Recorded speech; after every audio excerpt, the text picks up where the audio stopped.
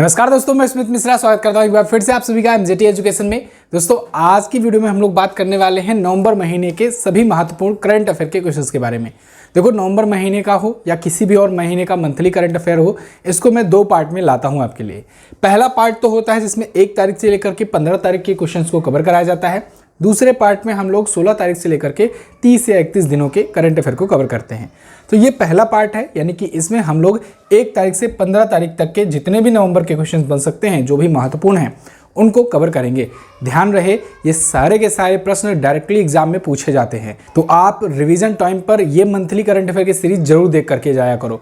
चलिए शुरू करते हैं। अच्छा, इसकी क्विज और पीडीएफ भी आपको दी जाती है। आप पिछले जितने महीनों की क्विज है या पीडीएफ है, उनको जा करके एमजेटी ऐप से प्राप्त कर सकते हैं, बिल्कुल फ्री में, कोई चार्जेस नहीं है। फ्री पीडीएफ सेक्शन में जाना है आपको। एमजेटी ऐप तो पहले डाउनलोड करके रखो, बहुत ज़्यादा इंपॉर्टेंट ऐप है ये। इसके अलावा आपको फ्री पीडीएफ में जाना है और फ्री क्विज सेक्शन में जाना है। यहाँ से जाकर आपका किसी भी महीने की या किसी भी दिन की करंट अफेयर को आप क्विज लगा सकते हो, उसकी पीडीएफ प्राप्त कर सकते हो डिटेल के साथ। चलिए तो शुरू करते हैं पहले क्वेश्चन से। पहला क्वेश्चन है, भारत सरकार ने किस देश के साथ नौसेना के लिए 26 राफेल जेट का सौदा किया है? तो देखो, राफेल जेट ये कौन बेचता है? फ्रांस बेचता है। फ्रांस की डसाल्ट एविएशन नाम की एक कंपनी है, डिफेंस कंपनी है, उसी के द्वारा राफेल जेट बनाया जाता है और वहीं से राफेल जेट हम लोगों ने पहले भी खरीदा था। अभी क्या हुआ है कि नौसेना के लिए भारत सरकार ने एक और ऑर्डर दिया है। इसको 26 राफेल जेट का ऑर्डर मिला है और ये Rafale fighter jet Indian navy के होंगे, यानी कि नेवल वर्जन के लिए होंगे ये।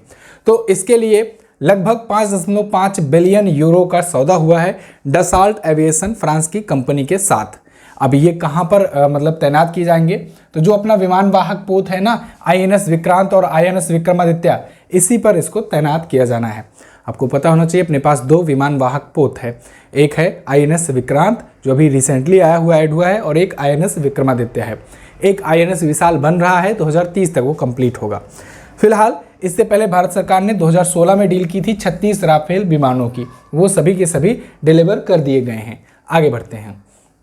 हाल ही में लियोनेल मेसी ने कौन सी भी बार एक बार फिर से प्रतिष्ठित बैलन डी ओर का खिताब जीता है?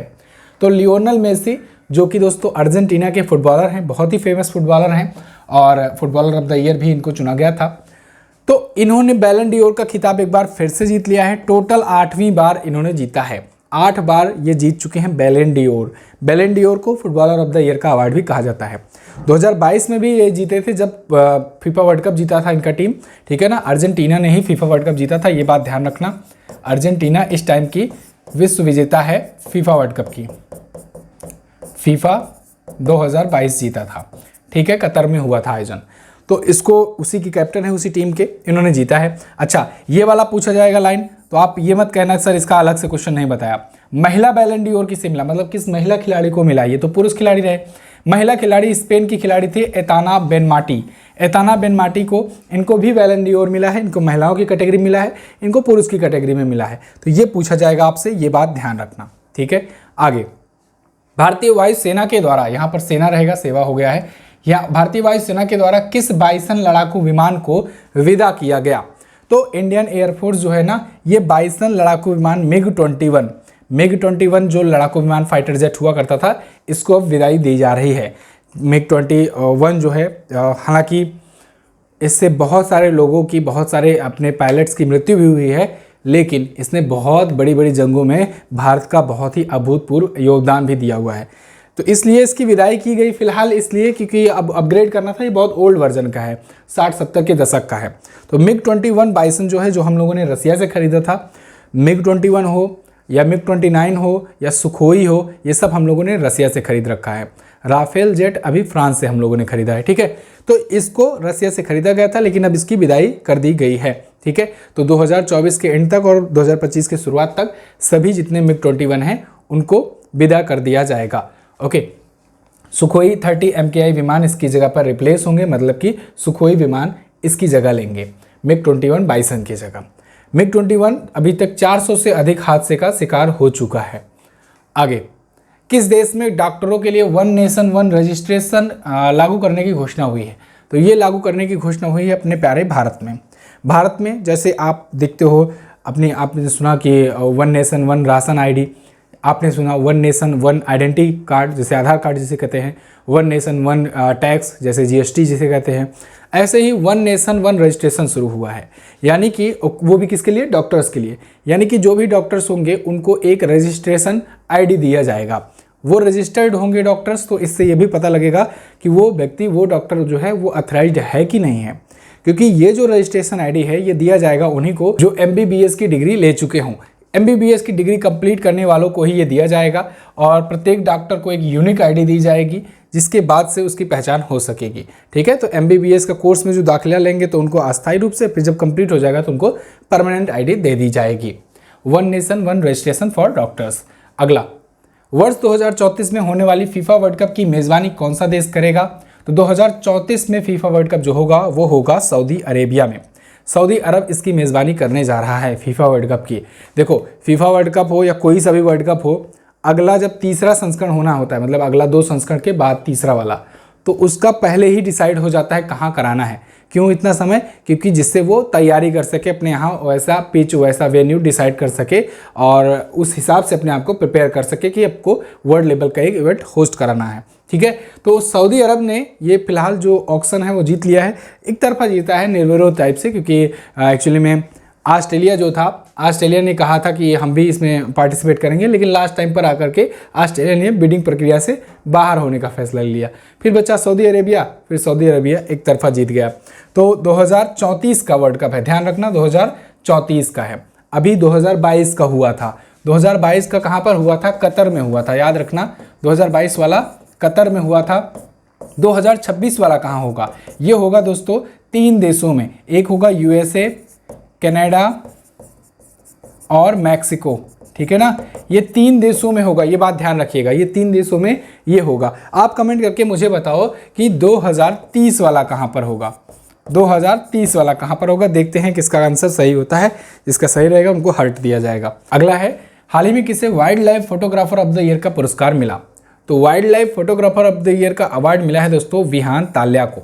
विहान ताल्या, ये देखिए, और इन्हें मिला है। देखियो, ये छोटे बच्चों के लिए दिया जाता है, जूनियर का अवार्ड एक प्रकार से। तो इन्होंने 10 ईयर की इनकी उम्र है, बेंगलुरु के ये रहने वाले हैं और ये prestigious wild life photographer of the year का अवार्ड जीत चुके हैं।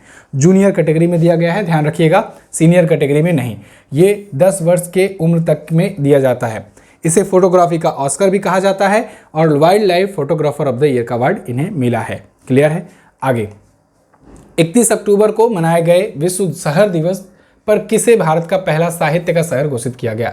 देखिए, 31 अक्टूबर को विश्व शहर दिवस मनाया गया। 31 अक्टूबर को ही और क्या मनाया जाता है? एकता दिवस मनाया जाता है, सरदार वल्लभ भाई पटेल जी की जयंती पर। विश्व शहर दिवस भी मनाया जाता है और विश्व शहर दिवस पर इस बार एक तो पहला साहित्य शहर घोषित किया गया है भारत का, और एक और चीज़ घोषित किया गया है, संगीत का शहर। दोनों ही जानेंगे। साहित्य का शहर पूछा जाए तो आप बताओगे क्या? कोझिकोड को। किसे? कोझिकोड को साहित्य का शहर घोषित किया गया है। यहाँ पर देख पाओगे कोझिकोड एंड ग्वालियर। ग्वालियर जो है ये संगीत का शहर घोषित किया गया है। कोझिकोड मिलेगा आपको केरल में और ग्वालियर मिलेगा आपको एमपी में। इन दोनों को डिक्लेयर किया गया है creative cities of literature and music by UNESCO. UNESCO के द्वारा संगीत का शहर ग्वालियर को और साहित्य का शहर कोझिकोड को। बहुत ज़्यादा इंपॉर्टेंट है ये, बहुत ज़्यादा इंपॉर्टेंट है, ये पूछा जाएगा। वेरी वेरी मोस्ट इंपॉर्टेंट, इसको आप लोग नोट डाउन कर लेना। साहित्य का शहर और संगीत का शहर किसके द्वारा? यूनेस्को के द्वारा। ठीक है, यूनेस्को ने अभी 2 विश्व विरासत स्थल भी भारत के रिकॉग्नाइज किए हुए हैं, उनको अपनी लिस्ट में शामिल किया है। भारत के अब 42 यूनेस्को विश्व धरोहर स्थल हो गए हैं। कौन कौन से?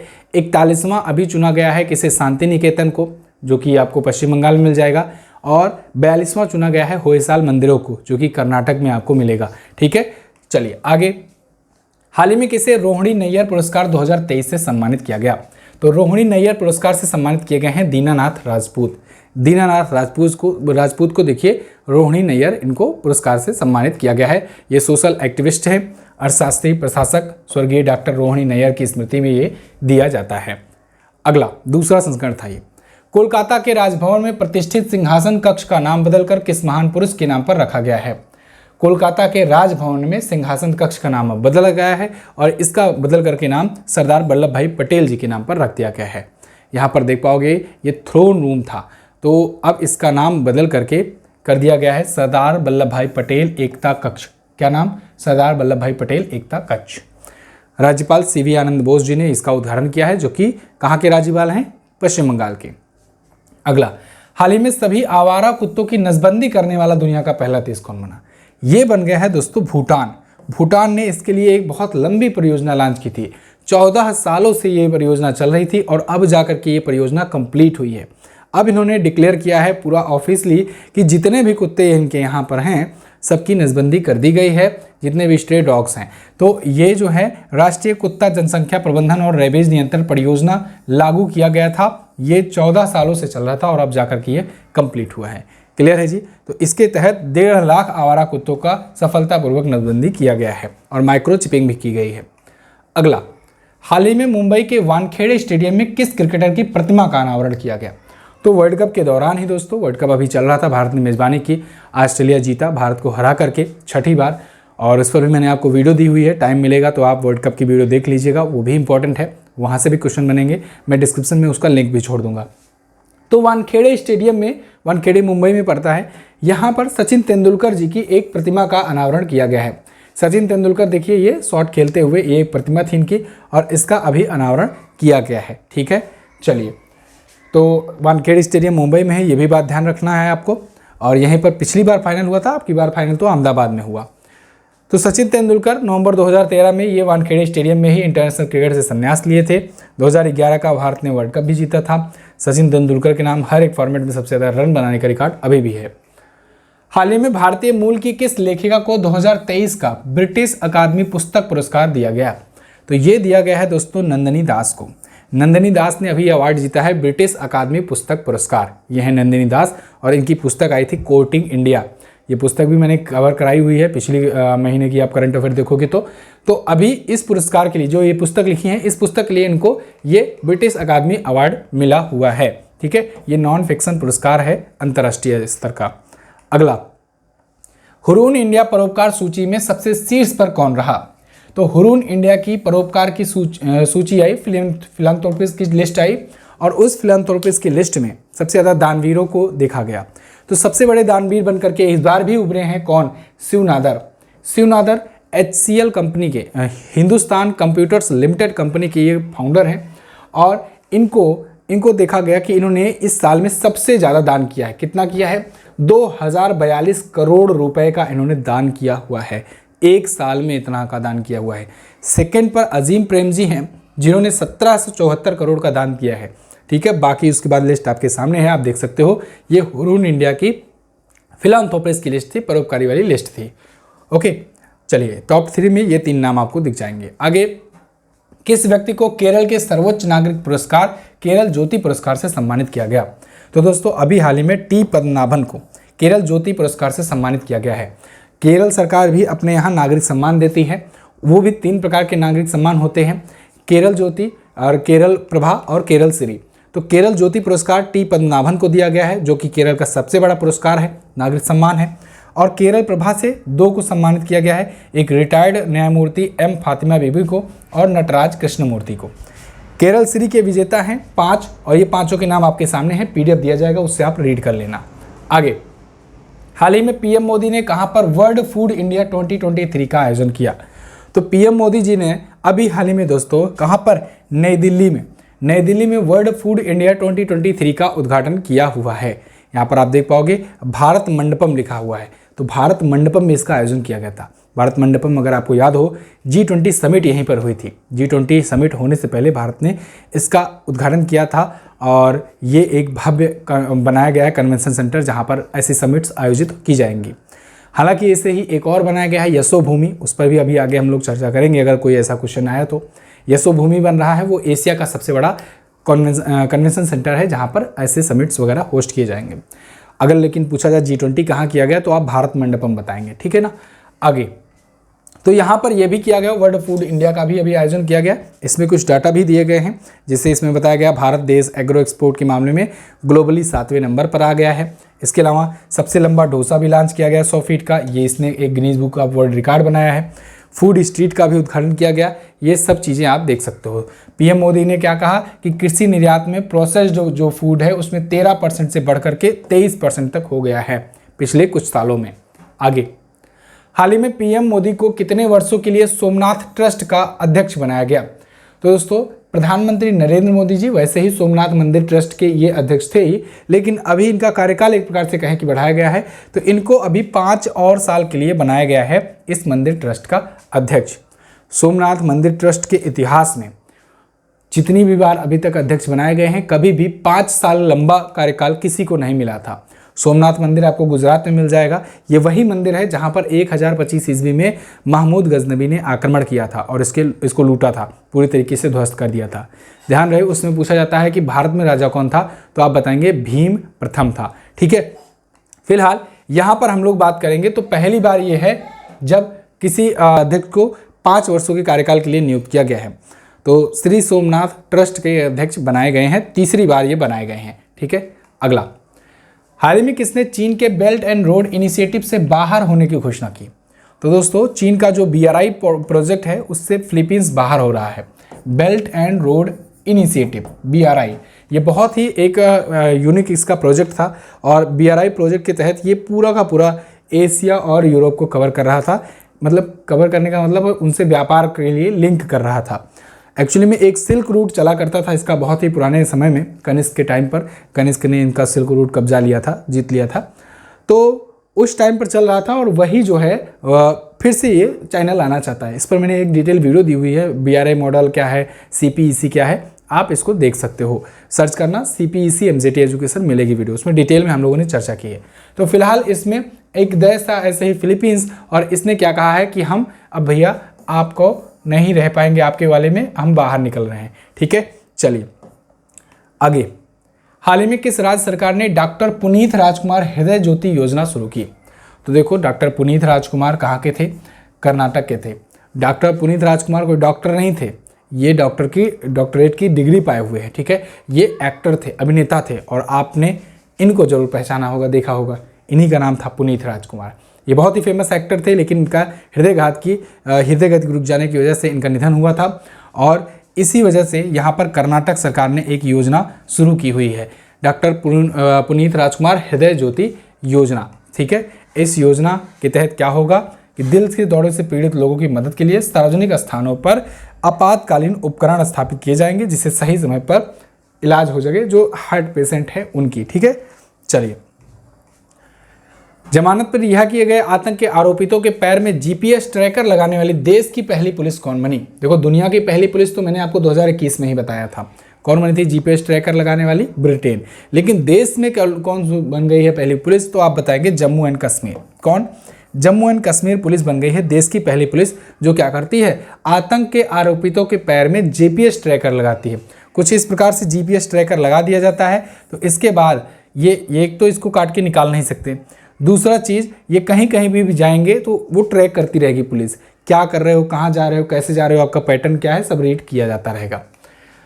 तो ये आतंक के आरोपितों के लिए अभी शुरू किया गया है भारत में, और अभी ये पहला, अगर पूछा जाए कि सबसे पहला GPS ट्रैकर किसे लगाया गया है, तो हिजबुल मुजाहिदीन का एक ऑपरेटिव था गुलाम मोहम्मद भट्ट, उसको लगाया गया है। तो ये पहला भाई साहब हैं, ठीक है, जिनको लगाया गया है। आगे, राष्ट्रीय कैंसर जागरूकता दिवस कब मनाया जाता है? तो ये 7 नवंबर को मनाया जाता है। आप सबको पता है कि वर्ल्ड कैंसर डे मनाया जाता है 4 फरवरी को। 4 फरवरी को मनाया जाएगा वर्ल्ड कैंसर डे, ठीक है ना, और 7 नवंबर को मनाया जाता है नेशनल कैंसर अवेयरनेस डे। ठीक है जी, तो ये कैंसर के प्रति जागरूकता फैलाने के लिए ये दिन होता है, और ये दिन 7 नवंबर का इसलिए चुना गया है क्योंकि मैडम क्यूरी का जयंती होता है, ठीक है ना, इनकी जयंती होती है। तो 2014 से ये शुरू किया गया है। अगला, नवंबर 2023 में किस शब्द को कॉलिंस डिक्शनरी का वर्ड ऑफ द ईयर घोषित किया गया? तो कॉलिंस डिक्शनरी ने अपना वर्ड ऑफ द ईयर घोषित किया है AI को। AI बोले तो आर्टिफिशियल इंटेलिजेंस।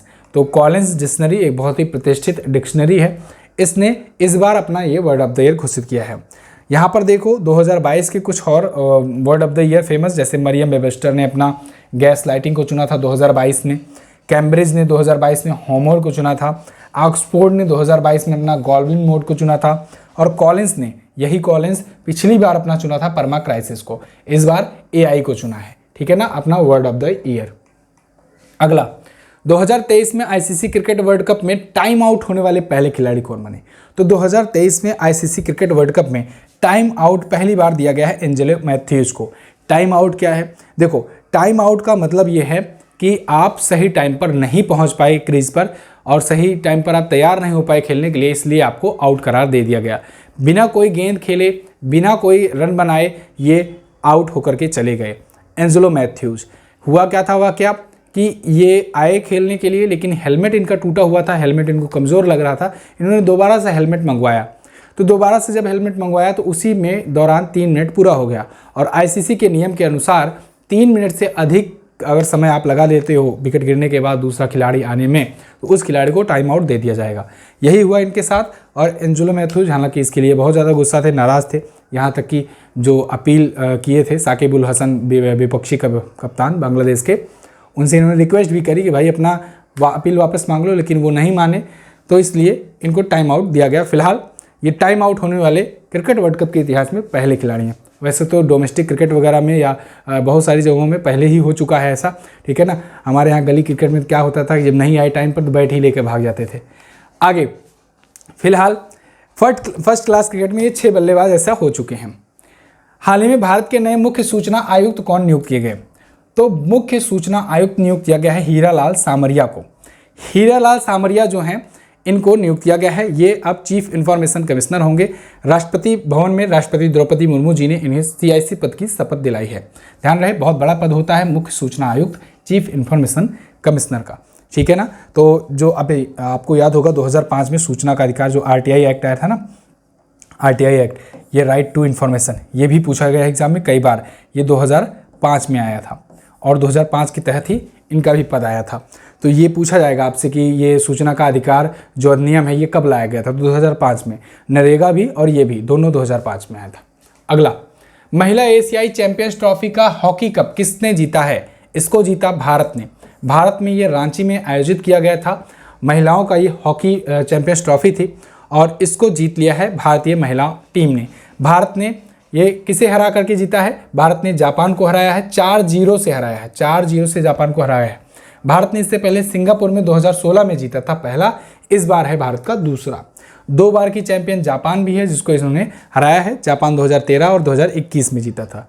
भारतीय महिला टीम की कप्तान कौन थी? सविता पूनिया, ठीक है। आगे, हाल ही में मिली जानकारी के अनुसार दुनिया की सबसे लंबे समय तक शासन करने वाली महिला प्रमुख कौन बनी है?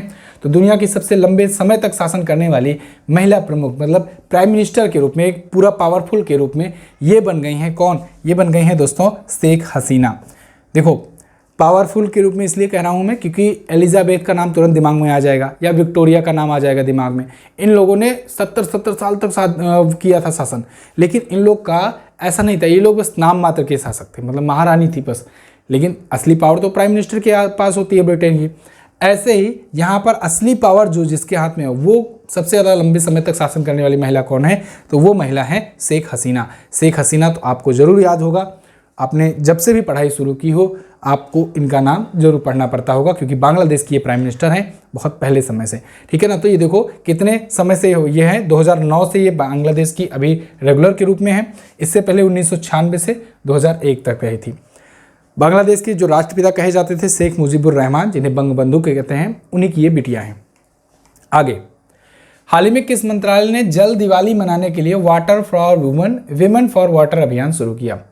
तो इसे किसने शुरू किया? आवास एवं शहरी मामलों के मंत्रालय ने। इन्होंने कहा कि हम जल दिवाली मनाएंगे 7 से 9 नवंबर तक। दिवाली वैसे तो 12 नवंबर को था, लेकिन 7 से 9 नवंबर तक जल दिवाली मनाए जाने की बात की गई। जल Diwali women for water, water for women एक थीम के साथ या कहें टैगलाइन के साथ शुरू किया गया था आवास और शहरी मामलों के मंत्रालय के द्वारा। कौन है इसके मंत्री? हरदीप सिंह पुरी जी हैं। यहाँ पर कहीं नाम लिखा है? नहीं लिखा, कोई बात नहीं, जाने रहो। तो ओडिशा अर्बन एकेडमी इसकी नॉलेज पार्टनर है। 7 से 9 नवंबर तक ये आयोजित किया गया। अगला, हाल ही में सरकार ने महादेव ऐप के साथ और कितने अन्य ऐप पर प्लेटफॉर्म पर बैन लगाया है? सट्टेबाजी प्लेटफॉर्म पर बैन लगाया है। तो केंद्र सरकार ने अभी हाल ही में 21 ऐसे ऐप पर बैन लगाया है। 21 क्या, मतलब महादेव ऐप को भी ले लो तो टोटल 22 ऐसे ऐप पर बैन लगा दिया है। कौन से ऐप हैं? सट्टेबाजी ऐप है, ठीक है। ड्रीम 11 वगैरह नहीं, ड्रीम 11 वाले तो एकदम चतुराई से बगल से निकल जाते हैं ये कहकर कि हमारा वाला तो स्किल का गेम है। ये महादेव बुकिंग वाले ये तो पूरा बुकिंग करते थे, पूरा सट्टा ही लगवाते थे। तो ये महादेव बुकिंग ऐप आपने देखा भी होगा, अभी छत्तीसगढ़ सरकार इसमें फंस गई थी। काफ़ी बड़े बड़े नाम आए थे इसके अंतर्गत और ईडी सीबीआई लगी हुई है लगातार। फिलहाल इस पर सरकार ने बैन लगा दिया है। भारत में 22 अवैध सट्टेबाजी ऐप टोटल बैन किए गए हैं और वेबसाइट भी इनकी बैन की गई है। किसके द्वारा एक्शन लिया गया है? ईडी के कहने पर, प्रवर्तन निदेशालय के कहने पर, ठीक है। अभी प्रवर्तन निदेशालय के नए अध्यक्ष बनाए गए हैं राहुल नवीन, इनका नाम आप याद रखना, राहुल नवीन नए अध्यक्ष हैं इसके। महादेव ऐप के मालिक हैं शुभम सोनी, ये दुबई में रहते हैं, दुबई बैठे बैठे यहाँ की राजनीति हिला दे रहे हैं। अगला, हाल ही में अंतर्राष्ट्रीय सौर गठबंधन का 95वां सदस्य देश कौन बना है? तो इंटरनेशनल सोलर अलायंस ISA, इसका नया सदस्य बन गए हैं चिली।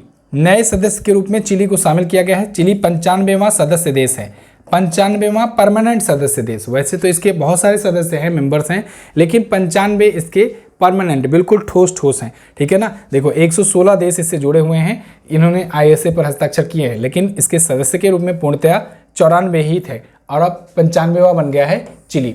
ISA क्या है? इंटरनेशनल सोलर अलायंस क्या है? इंटरनेशनल सोलर अलायंस एक ऐसी संस्था है, एक ऐसा ऑर्गेनाइजेशन कह सकते हो, एक ऐसा ऑर्गेनाइजेशन है जिसके तहत वो सभी देश मिल करके शामिल हो रहे हैं जो सोलर एनर्जी को बढ़ावा देने की कोशिश कर रहे हैं। और जो वन सन वन वर्ल्ड और वन ग्रिड का एक प्रोजेक्ट चलाया जा रहा है, लागू किया जा रहा है, उसमें वो अपनी हेल्प करेंगे, मतलब कि एक प्रकार से सहायता कर रहे हैं। तो ISA जो है भारत और फ्रांस की पहल पर 2015 में ये शुरू किया गया था। 2015 में जब COP21 सम्मेलन था ना, ये रहा COP21 सम्मेलन, उसी में इसको शुरू करने की बात कही गई थी। जैसे अभी COP28 चल रहा है, COP28 जो है इसकी मेज़बानी कौन कर रहा है? UAE कर रहा है। COP28 की मेज़बानी यूनाइटेड अरब अमीरात कर रहा है, ये पूछा जाएगा आपसे, इंपॉर्टेंट है। ऐसे ही इसका 21वां जब संस्करण था 2015 में, COP21 कॉन्फ्रेंस ऑफ पार्टीज 21, तो उस सम्मेलन में इंटरनेशनल सोलर अलायंस की बात की गई थी स्थापित करने की, तो वहाँ पर स्थापित हुआ। इसका हेडक्वार्टर, चूंकि भारत और फ्रांस की अध्यक्षता में स्थापित किया गया था, तो इसका हेडक्वार्टर भारत में है। कहाँ पर है इसका हेडक्वार्टर? गुड़गांव में। अक्सर आप जितने भी बड़े बड़े ऑर्गेनाइजेशन देखते हो, उसका हेडक्वार्टर आपको दुनिया भर के देशों में मिलता है, जिनेवा, न्यूयॉर्क, यहाँ सब वगैरह, लेकिन ये गुड़गांव में है, तो इसीलिए एग्जामिनर इसका क्वेश्चन बनाता है। तो आप याद रखना, इंटरनेशनल सोलर अलायंस का हेडक्वार्टर कहाँ है?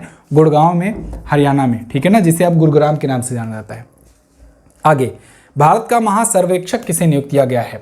तो सर्वेयर जनरल ऑफ इंडिया, यानी कि भारत का महासर्वेक्षक नियुक्त किया गया है। किसे? ये नियुक्त किए गए हैं कौन? ये हितेश कुमार मकवाना को नियुक्त किया गया है। यहाँ पर आप नाम देख पाओगे, हितेश कुमार मकवाना जो हैं ये नियुक्त किए गए हैं इस पद पर, भारत के नए महासर्वेक्षक। देखो इसका काम क्या होता है? जो भारत में जो सर्वे वगैरह होता है ना, जो जियोलॉजिकल सर्वे आप सुनते हो, भारतीय सर्वेक्षण विभाग, सर्वे ऑफ इंडिया, इस सब का जो डाटा आता है ना, वो सब इन्हीं सब के द्वारा आता है, इसी डिपार्टमेंट के द्वारा आता है। तो इस डिपार्टमेंट के सबसे हेड जो हैं, सबसे मेन मुखिया जो हैं भारत के महासर्वेक्षक, वो हैं हितेश कुमार मकवाना। क्लियर? विज्ञान और प्रौद्योगिकी मंत्रालय के तहत ये भी आता है। अगला, सुल्तान जोहोर कप 2023 किसने जीता? सुल्तान जोहोर कप, जो कि होता है हमेशा मलेशिया में, ध्यान रखना, मलेशिया में होता है सुल्तान जोहोर कप। और किससे संबंधित है? तो आप बताओगे हॉकी से संबंधित है। तो इस बार जीता किसने है? जर्मनी ने जीता है। किसने? जर्मनी ने जीता है। यहाँ पर आप देख सकते हो, Sultan of Johor Cup 2023 hockey का, India beat Pakistan in shoot out win bronze medal. ये ब्रॉन्ज मेडल की बात की गई है, भारत ने ब्रॉन्ज मेडल जीता है। ब्रॉन्ज मेडल तीसरे नंबर वाले को बताते हैं। यहाँ पर जीता कौन है, गोल्ड कौन जीता है, वो भी जानना जरूरी है। जर्मनी जो है ये गोल्ड जीता है। जर्मनी ने किसे हराया है? ऑस्ट्रेलिया को हराया है। जर्मनी ने ऑस्ट्रेलिया को हरा करके जीता, यानी कि जर्मनी पाएगा गोल्ड, ठीक है। और सिल्वर कौन पाया? ऑस्ट्रेलिया, ठीक है। ब्रॉन्ज कौन पाया? भारत, ध्यान रहेगा। चलो, तो सुल्तान जोहोर कप जो है ये हुआ। अच्छा, भारत और ब्रिटेन ये सबसे ज़्यादा बार के विजेता हैं, 3 बार इन्होंने जीते हुए हैं ये कप। कुआलालंपुर मलेशिया में आयोजित किया जाता है जूनियर का सुल्तान जोहोर कप। आप अगर हमसे जीएस पढ़ना चाहते हो तो जीएस भी पढ़ सकते हो, जीएस भी पढ़ाया जाता है। इतिहास, भूगोल, economy, current affair, static, politics, सारा कुछ आपको पढ़ाया जा रहा है जीएस सफलता 3.0 में। ये नया बैच है और काफ़ी लोगों ने इसको पसंद किया है। 15 महीनों की वैलिडिटी के साथ ये आया हुआ है। बहुत सारे बच्चे इसमें एडमिशन ले चुके हैं और भी एडमिशन अभी चालू है, आप इसमें एडमिशन ले सकते हो। जीएस 2.0 मत खरीदना, या फिर जिन्होंने जीएस 2.0 लिया है उनको 3.0 में एडमिशन नहीं लेना है। ये नया बैच है, उसी का अगला संस्करण है, ठीक है ना। तो इस बैच में आपको ज्वाइनिंग लेना है अगर जो लोग अब से अपनी पढ़ाई अब से स्टार्ट करना चाहते हैं, आगे कंटिन्यू करना चाहते हैं। तो 15 महीनों की वैलिडिटी के साथ आपको ये कोर्स मिल रहा है और अगर आपको ज़्यादा डिटेल चाहिए तो आप इस नंबर पर कॉन्टैक्ट कर सकते हो, ठीक है। डिस्काउंट वगैरह आपको यहाँ पर बताया जाएगा। तो टेलीग्राम ग्रुप भी ज्वाइन कीजिए अपना। आगे बढ़ते हैं हम लोग। किस पूर्वी अफ्रीकी देश में IIT मद्रास की पहली अंतर्राष्ट्रीय परिसर की स्थापना की गई? तो पूर्वी अफ्रीकी देश है एक तंजानिया। उस तंजानिया देश में IIT मद्रास ने अपनी पहली अंतर्राष्ट्रीय एक शाखा कहें, एक परिसर जो कहें, उसकी स्थापना की हुई है। यानी वहाँ पर भी IIT मद्रास जैसी वहाँ पर टीचिंग कराई जाएगी। तो ये तंजानिया का ही एक द्वीप है जांजीबार, वहाँ पर ये खोला गया है, पूर्वी अफ्रीका के तंजानिया के जांजीबार द्वीप पर, ठीक है। ऐसा करने वाला पहला IIT संस्थान भी है ये। अगला क्वेश्चन है, हाल ही में आयोजित 37वें राष्ट्रीय खेलों में कौन सा राज्य पदक तालिका में शीर्ष पर रहा? तो 37वां जो नेशनल गेम खेला गया ये कहाँ खेला गया? गोवा में। ये बात ध्यान रखना, गोवा में आयोजित हुआ 37वां राष्ट्रीय खेल और इसमें टॉप पर रहा महाराष्ट्र। महाराष्ट्र ने टोटल 228 मेडल जीते हैं, 228 मेडल। इसमें 80 तो गोल्ड है, बहुत ही बड़ा एक ह्यूज अमाउंट है मेडल्स का। महाराष्ट्र अकेले 228 मेडल जीता था। फिलहाल नेशनल गेम के बारे में और डिटेल्स जान लीजिए। गोवा में आयोजित किया गया get set Goa, get set Goa, ये इसका मोटो था। मोटो आपसे पूछा जा सकता है। टीम्स थी 37 इस बार और 43 इसमें स्पोर्ट्स इवेंट थे, ठीक है। ओपनिंग 25 अक्टूबर को की गई और 9 नवंबर को इसकी क्लोजिंग सेरेमनी थी। PM मोदी जी ने इसका उद्घाटन किया था और गोवा में आयोजित हुआ था गेट सेट गोवा, ठीक है। तो 37वां इसका संस्करण था। अगर 36वां पूछा जाएगा तो 36वां आप बताओगे गुजरात में हुआ था, और 35वां पूछा जाएगा तो आप बताओगे केरल में हुआ था, ठीक है जी। मस्कट इसका मोगा रखा गया था। मस्कट क्या था? मोगा। ये भी इंपॉर्टेंट है, ये भी पूछा जाएगा और मोटो भी पूछा जाएगा। मस्कट और मोटो दोनों याद रखना। मेडल टेबल की नज़र डालें तो महाराष्ट्र 80 गोल्ड के साथ टॉप पर रहा, 69 सिल्वर और 79 ब्रॉन्ज के साथ टोटल 228 मेडल रहे इसके। सर्विसेज की टीम के 66 गोल्ड थे और हरियाणा की टीम के 62 गोल्ड थे, ठीक है। आगे, हाल ही में कहाँ पर म्यांमार रूस समुद्री सुरक्षा अभ्यास मारूमेक्स संपन्न हुआ? तो देखो म्यांमार रसिया, देखो MA मतलब म्यांमार, RU मतलब कि रसिया और M फॉर मैरीटाइम यानी कि समुद्री और EX फॉर एक्सरसाइज। तो ये म्यांमार और रसिया के बीच में समुद्री अभ्यास था, एक्सरसाइज था। और ये कहाँ पर आयोजित हुआ? ये हुआ दोस्तों अंडमान सागर में। कहाँ पर? अंडमान सागर में ये आयोजित हुआ है, यहाँ पर आप देख सकते हो, ठीक है। यहाँ पर म्यांमार, रसिया। अच्छा, ये इस बार का इसका पहला संस्करण था, तो ये भी ध्यान रखना, फर्स्ट इसका संस्करण था, तो पहला संस्करण था, ठीक है। आगे, शांति और विकास के लिए विश्व विज्ञान दिवस कब मनाया जाता है? तो देखो विश्व विज्ञान दिवस मोस्ट इंपॉर्टेंट ये भी है। राष्ट्रीय विज्ञान तो आप सब जानते हो, CV रमन जी के याद में हम लोग मनाते हैं, लेकिन विश्व विज्ञान दिवस कब मनाया जाता है? ये मनाया जाता है 10 नवंबर को। प्रत्येक वर्ष 10 नवंबर को वर्ल्ड साइंस डे मनाया जाता है फॉर पीस एंड डेवलपमेंट, ठीक है जी। तो इस बार की थीम है बिल्डिंग ट्रस्ट इन साइंस। क्या है? Building trust in science. अच्छा, 9 से 15 नवंबर तक अंतर्राष्ट्रीय विज्ञान और शांति सप्ताह के रूप में भी मनाते हैं। तो और चलो राष्ट्रीय विज्ञान दिवस लिख भी देते हैं यहाँ पर। राष्ट्रीय विज्ञान दिवस हम लोग कब मनाते हैं?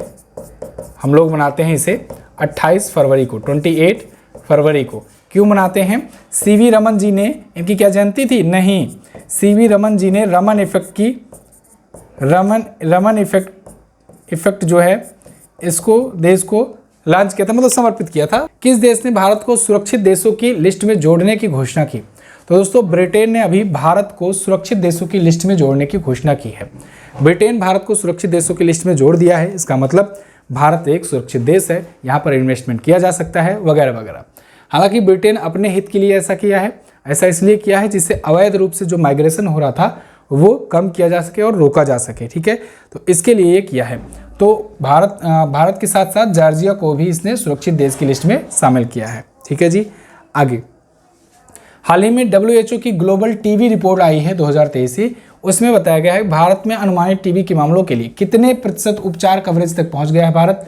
तो भारत 80% उपचार कवरेज तक पहुंच गया है।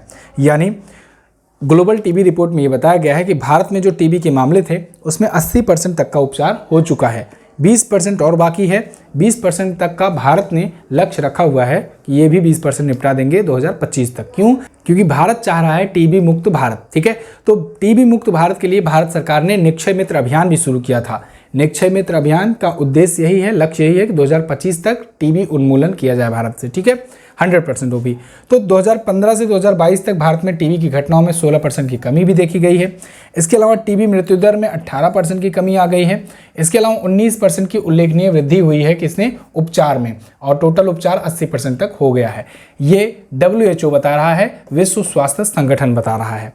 अगला 6 से 8 नवंबर 2023 तक कहां पर विश्व पर्यटन बाजार आयोजित हुआ? तो ये आयोजित हुआ दोस्तों कहां पर? लंदन में। ब्रिटेन की राजधानी लंदन में 6 से 8 नवंबर तक विश्व पर्यटन बाजार यानी कि वर्ल्ड टूरिज्म मार्केट आयोजित किया गया। देखिए, ये वर्ल्ड टूरिज्म मार्केट लंदन में आयोजित किया गया है। ठीक है, अतुल्य भारत, भारत भ्रमण वर्ष 2003 थीम के साथ भारत ने भी वहां पर जाकर के अपना एक गैलरी खोला था। तो 27 सितंबर को आपको पता है विश्व पर्यटन दिवस भी मनाया जाता है। तो इस अवसर पर भारत ने एक कैंपेन लॉन्च किया था। कौन सा? ट्रेवल फॉर लाइफ कार्यक्रम। अगला, किसको प्रतिष्ठित चैंपियंस ऑफ चेंज का अवार्ड दिया गया है? तो चैंपियंस ऑफ चेंज का अवार्ड इस बार मिला है किसे? डॉक्टर सोमदत्ता सिंह को। डॉक्टर सोमदत्ता सिंह आपको ये दिख रही हैं, ये लेडीज हैं। डॉक्टर सोमदत्ता सिंह जो हैं, इनको मिला हुआ है interactive forum on Indian economy के द्वारा ये अवार्ड। समाज के विकास में इनकी उद्यमिता और नवाचार, इनोवेशन की वजह से जो भी परिवर्तन आए हैं, जो भी सुधार आए हैं, उनके योगदान के लिए डॉक्टर सोमदत्त सिंह जी को दिया गया है। नाम देखकर कंफ्यूज मत होइएगा, ये लेडीज हैं, जैसा कि मैंने आपको इनकी तस्वीर भी दिखाई है। अच्छा, ये किसकी फाउंडर और CEO हैं? असिड्यूस ग्लोबल की। ठीक है, आगे, डिक्टाडोर कंपनी ने किस नाम से दुनिया का पहला ह्यूमनॉइड रोबोट का CEO नियुक्त किया है? तो इन्होंने अभी हाल ही में मीका नाम से दुनिया का पहला ह्यूमनॉइड रोबोट CEO नियुक्त किया है। मतलब एक CEO के पद पर होगा रोबोट। अब आप सोचो, जो कंपनी का सबसे बड़ा पद होता है CEO का, जो सबसे बड़ा चीफ एग्जीक्यूटिव ऑफिसर का पद होता है चेयरमैन के बाद, उस पद पर एक रोबोट होगा और वो ह्यूमनॉइड होगा। आर्टिफिशियल इंटेलिजेंस की मदद से वो काम करेगा। तो ऐसा किया है किसने? हैंसन रोबोटिक्स और डिक्टाडोर ने। किस नाम से ये है CEO? इनका नाम क्या है? इनका नाम है मीका। ठीक है, तो मीका दुनिया की पहली ह्यूमनॉइड रोबोट बन गई है। आगे, नेशनल जियोग्राफिक सर्वेक्षण के अनुसार कौन सा राज्य 2024 में घूमने के लिए सबसे बढ़िया गंतव्य बन गया है? तो नेशनल जियोग्राफिक सर्वे ने बताया है कि भारत में घूमने के लिए सबसे अच्छा 2024 में शहर है, मतलब राज्य है सिक्किम। ठीक है ना, तो सिक्किम राज्य सबसे बढ़िया घूमने की जगह है। आप ही हो आइए एक बार। तो नेशनल जियोग्राफिक का ये डाटा है, ध्यान रखना। दुनिया भर में 30 गंतव्य शामिल किए गए हैं, इसमें सिक्किम एकमात्र भारतीय गंतव्य इसमें चुना गया है। अगला, हाल ही में किसने सुप्रीम कोर्ट में मिट्टी कैफे का उद्घाटन किया? तो सुप्रीम कोर्ट में कुछ भी अगर उद्घाटन होगा तो सुप्रीम कोर्ट के जो चीफ जस्टिस हैं वही करेंगे, ये बात ध्यान रखना। तो जस्टिस DY चंद्रचूड़ जी, जो कि वर्तमान में 50वें नंबर के भारत के CJI हैं, इन्होंने अभी हाल ही में सुप्रीम कोर्ट में मिट्टी कैफे का उद्घाटन किया। मिट्टी कैफे की खास बात सुनो, मिट्टी कैफे ये पूरी तरीके से दिव्यांग व्यक्तियों के द्वारा, दिव्यांग महिलाओं के द्वारा चलाए जाते हैं। तो दिव्यांग जो महिला और व्यक्ति जो भी पुरुष हैं, इन सब के द्वारा ये चलाया जाता है, ऑपरेट किया जाता है। एक कैफे है, मतलब कि नाश्ता पानी वगैरह के लिए। ठीक है, तो ये मिट्टी नाम का एक NGO है, उसके द्वारा शुरू किया गया और उद्घाटन किसने किया? सुप्रीम कोर्ट के चीफ जस्टिस ने। आगे, निम्न में से किसकी जयंती पर प्रत्येक वर्ष 11 नवंबर को राष्ट्रीय शिक्षा दिवस मनाया जाता है? तो राष्ट्रीय शिक्षा दिवस भारत के पहले शिक्षा मंत्री मौलाना अबुल कलाम आज़ाद जी की जयंती पर मनाते हैं 11 नवंबर को प्रत्येक वर्ष। ये राष्ट्रीय शिक्षा दिवस है, याद रखना। तो ये पहले शिक्षा मंत्री भी थे भारत के। ठीक है, और इनको भारत रत्न भी मिला। एक बार मिला भारत रत्न तो ये लौटा दिए थे, दोबारा मिला इनको मरणोपरांत 1992 में। ये भी क्वेश्चन बन सकता है। आगे, हाल ही में भारत और किस देश की नौसेनाओं के बीच उत्तर बंगाल की खाड़ी में बोंगो सागर का आयोजन हुआ? बोंगो सागर, देखो बोंगो सागर जो एक्सरसाइज है ना, ये भारत बांग्लादेश के साथ किया करता है। बांग्लादेश के साथ किया करता है, अभी उत्तरी बंगाल की खाड़ी में ये आयोजित हुआ है बोंगो सागर। ये चौथा संस्करण था इस बार का। 7 से 9 नवंबर तक ये आयोजित किया गया है। और बांग्लादेश और भारत के बीच एक संप्रीति भी होता है, ये भी मैं आपको बता चुका हूँ पिछले महीने। भारतीय वायुसेना की किस मिसाइल को सुदर्शन के नाम से जाना जाएगा?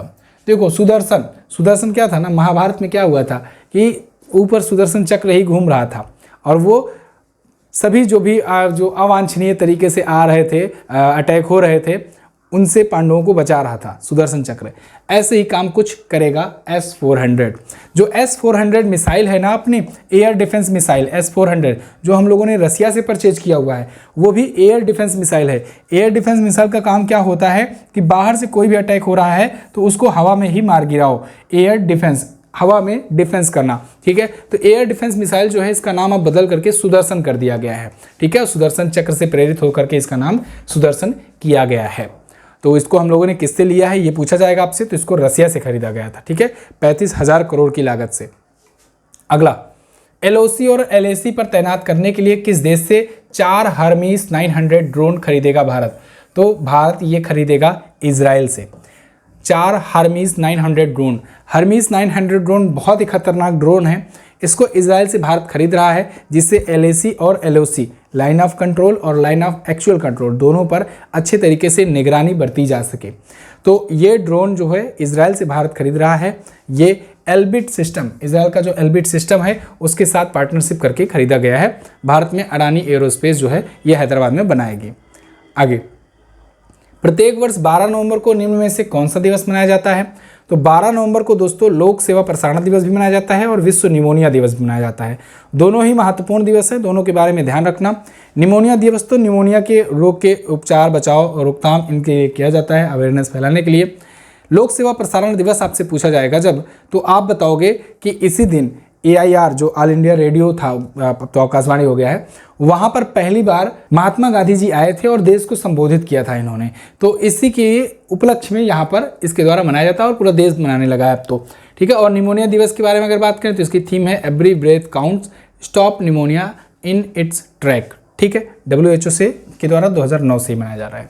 दोनों दिवस महत्वपूर्ण है, ध्यान रखना, और पूरा डिटेल आपको मैंने दिया ही है। अगला, हाल ही में समान नागरिक संहिता अपनाने वाला पहला भारतीय राज्य कौन बना? ये बन गया है दोस्तों उत्तराखंड। अब देखो इसमें हो सकता है आपको कन्फ्यूज़न। अगर आपसे पूछा जाए कि भारत में समान नागरिक संहिता वाला पहला राज्य कौन सा है जहाँ पर लागू है, तो पहला राज्य जहाँ पर लागू है अभी भी वो है गोवा। लेकिन अगर पूछा जाए पहला राज्य जिसने लागू किया, अभी हाल ही में लागू किया, तो वो लागू करने वाला पहला राज्य होगा उत्तराखंड। अब आप कहोगे सर पगला गए हो क्या, दोनों में पहला पहला कहाँ बोल रहे हो? देखो एक्चुअली में बात ऐसी है ना, गोवा जो है वहाँ से पुर्तगाली थे, पहले पुर्तगाली जो है देश आज़ाद होने के बाद भी गोवा छोड़कर नहीं गए थे, गोवा पर कब्जा था उनका, दमन दीव वगैरह पर भी।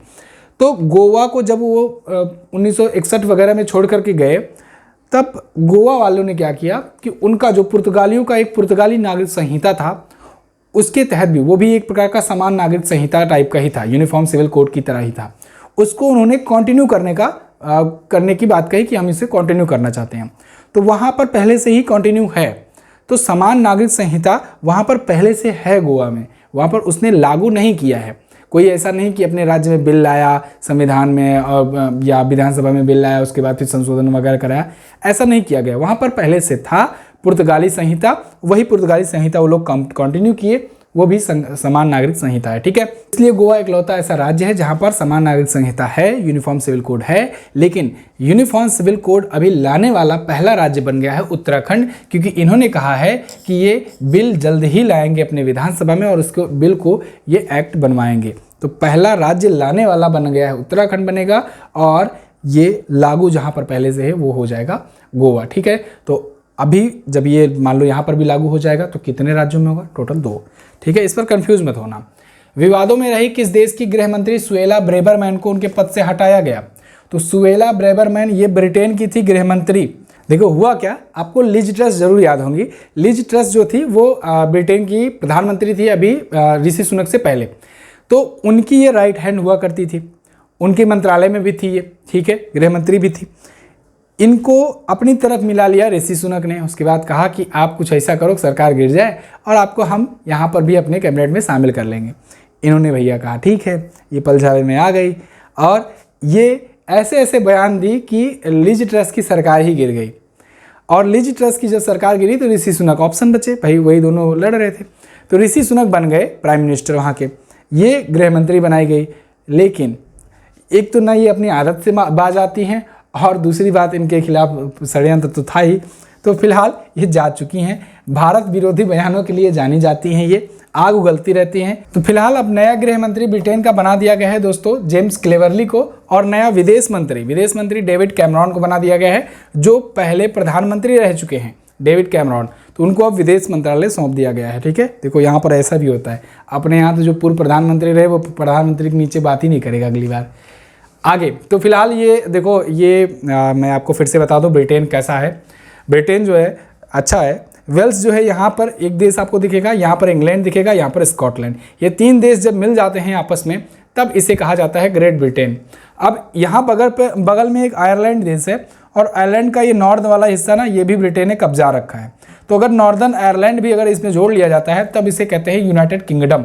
यानी कि यूनाइटेड किंगडम में वेल्स, इंग्लैंड और स्कॉटलैंड और नॉर्दर्न आयरलैंड ये सब जोड़ के बताया जाएगा। और अगर आयरलैंड को भी इंक्लूड कर लिया जाए तो इस पूरे के पूरे आइसल्स को कहा जाता है ब्रिटिश आइसल्स। ठीक है, ये बात ध्यान रखना। तो जब भी यूके की बात की जाए या ब्रिटेन की बात की जाए तो आप इसको समझे रखिए। अगला क्वेश्चन, हाल ही में हुई नीलामी में पाब्लो पिकासो की विमेन विद ए वॉच नाम की पेंटिंग कितने डॉलर में बिकी? तो पाब्लो पिकासो बहुत ही मशहूर दोस्तों ये आर्टिस्ट थे। विमेन विद ए वॉच नाम की इनकी पेंटिंग थी, और वो पेंटिंग अभी हाल ही में 139 मिलियन डॉलर में बिकी है। ये थी वो पेंटिंग, देख लो इसमें क्या ऐसी खासियत है, 139 मिलियन डॉलर में ये बिकी हुई है। ये पाब्लो पिकासो रहे, इनकी ये पेंटिंग थी, बहुत ही फेमस, बहुत ही महान ये थे आर्टिस्ट। 139 मिलियन डॉलर में ये बिकी है, और इनकी बहुत ही फेमस ये पेंटिंग थी। तो इनकी अब तक की सबसे महंगी पेंटिंग रही है लेस फ्रेम डी ऑल्गर, 2015 में वो बिकी थी, वो 179.3 मिलियन डॉलर में बिकी थी। ये दूसरी सबसे महंगी है। लास्ट क्वेश्चन, हाल ही में कहाँ पर 42वां अंतर्राष्ट्रीय व्यापार मेला शुरू हुआ? तो 42वां अंतर्राष्ट्रीय व्यापार मेला दोस्तों ये शुरू हुआ है कहाँ पर? नई दिल्ली में। अंतर्राष्ट्रीय व्यापार मेला देखो 42nd India international trade fair, तो ये 14 तारीख से 27 नवंबर तक चल रहा है, और ये भारत मंडपम में प्रगति मैदान नई दिल्ली में ये चल रहा है। इंडिया इंटरनेशनल ट्रेड फेयर के द्वारा आयोजित कराया जाता है। इस बार पार्टनर राज्य, यहाँ से क्वेश्चन बनेगा, इस बार पार्टनर स्टेट चुना गया है बिहार और केरला को, और फोकस स्टेट चुना गया है दिल्ली, जम्मू कश्मीर, झारखंड, महाराष्ट्र और उत्तर प्रदेश को। तो ये दोनों पॉइंट से तो क्वेश्चन बनेगा ही बनेगा, याद रखना इसको। ठीक है, तो ये थे 50 क्वेश्चन महत्वपूर्ण नवंबर के फर्स्ट पार्ट के। सेकेंड पार्ट भी आएगा इसका, ये नवंबर मंथ कंप्लीट होने के बाद। आप सभी पार्ट, सभी महीनों की करंट अफेयर ऐसे ही प्लेलिस्ट में देख सकते हो। प्लेलिस्ट का लिंक डिस्क्रिप्शन में भी है, और हमारे चैनल पर भी आपको प्लेलिस्ट मिल जाएगी मंथली करंट अफेयर की। इसकी पीडीएफ और पीडीएफ आपको टेलीग्राम पर भी मिल जाएगी, एमजेटी ऐप पर भी मिल जाएगी। टेलीग्राम पर जाओगे तो आप रिसेंट वाली पा जाओगे आराम से, और एमजेटी ऐप पर जाओगे तो आप सभी महीनों की एक ही जगह पर पा जाओगे। तो पीडीएफ भी ले लेना, डाउनलोड कर लेना, उससे भी रीड कर लेना, और क्विज जरूर लगा लेना दोस्त। क्विज लगाओगे तभी मजा आएगा। इसके अलावा अगर हमारे पेड बैचेस वगैरह लेना है वो भी आप चेकआउट कर सकते हो। Thank you so much for watching. मिलेंगे अगली क्लास में, तब तक के लिए नमस्कार, जय हिंद, वंदे मातरम।